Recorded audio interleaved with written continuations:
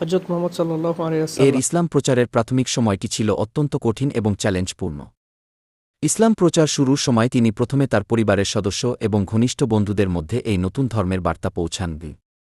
তার প্রথম অনুসারীদের মধ্যে ছিলেন তার স্ত্রী খাদিজা, আনহা যিনি সর্বপ্রথম ইসলাম গ্রহণ করেন, এবং তার প্রিয় বন্ধু আবু বকর, রাদিয়াল্লাহু যিনি তাআলা আনহু। পরবর্তীতে ইসলামের গুরুত্বপূর্ণ একজন নেতা হয়ে ওঠেন।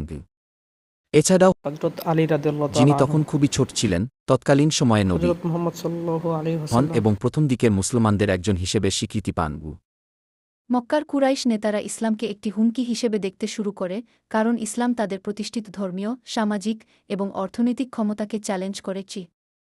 তারা মূর্তি পূজা এবং সামাজিক অসাম্যতার বিরুদ্ধে ইসলামের বক্তব্যকে পছন্দ করত না।